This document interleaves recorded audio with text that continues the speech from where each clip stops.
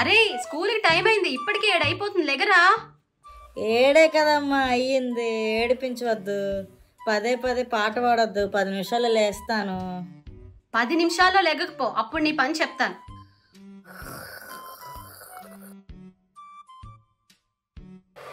ఇంకొంచెం సేపు పడుకుందాం. టైం ఎంత ఉంటుందో ఏంటో. 8 అయిందా? అమ్మా ఏంటమ్మా టైం ఎంతైనా కూడా లేపలేదు. నువ్వే కదా పదే డిస్టర్బ్ చేయొద్దన్నావు. ఈ రోజు ఏంటో నీకు తెలుసా? ఏంటి? Final exams. డిస్టర్బ్ చేయొద్దన్నానని నా లైఫ్ ని డస్ట్బిన్ చేసేటట్టున్నావు. ఈ పాటికి బస్సు కూడా వెళ్ళిపోయి ఉంటది, అర్జెంటుగా బయలుదేరాలి. అరే బోండాలు చేశాను, తినేసెళ్ళరా. బోండానా బొందా, ఈ పాటికి బస్సు వెళ్ళిపోయి ఉంటది, నేను వెళ్ళిపోతున్నాను. బస్సు ఆపండి, బస్సు ఆపండి, నేను వస్తున్నాను, బస్సు ఆపండి. ఇంక లాభం లేదు, ఎలాగైనా ఆటో పట్టుకుని నేను స్కూల్కి వెళ్ళిపోవాలి. ఎగ్జామ్ స్టార్ట్ అయిపోయింది. Madam may come in? యారా బంటి, దారిలో ఏమైనా బంతాట ఆడుకుని వచ్చావా? 30 మినిట్స్ లేట్గా వచ్చావు, అది కూడా చాలా డర్టీగా. మేడం అంటే ఇప్పుడు నన్ను ఎగ్జామ్ రాయనివరా?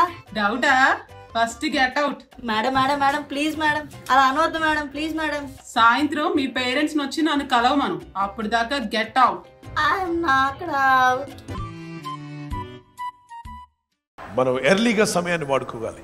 ఎవరు పైకి వస్తారు జీవితంలో? సమయాన్ని వాడుకున్నవాడు, టాలెంట్ వాడుకున్నవాడు, దేవునికి ప్రాధాన్యత ఇచ్చినవాడు జీవితంలో పైకి రాబోతున్నాడు. బైబిల్లో రాసింది చురుకుగా ఉండుట గొప్ప భాగ్యం. చురుకుగా ఉండడానికి ప్రయత్నం చేద్దాం. మరి చిన్న వయసు వాళ్ళు, టీనేజర్స్ సోంబేర్లుగా ఉండదు, మీ సమయాన్ని సద్వినియోగం చేసుకోండి.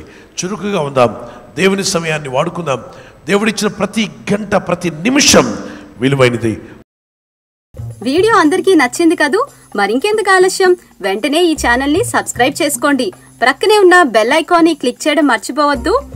మీరు సబ్స్క్రైబ్ చేసి బెల్ ఐకాన్ క్లిక్ చేయడం వల్ల మేము ఎప్పుడు వీడియో పెట్టినా అది ముందుగా మీకు వస్తుంది. సబ్స్క్రైబ్ చేస్తారు కదా?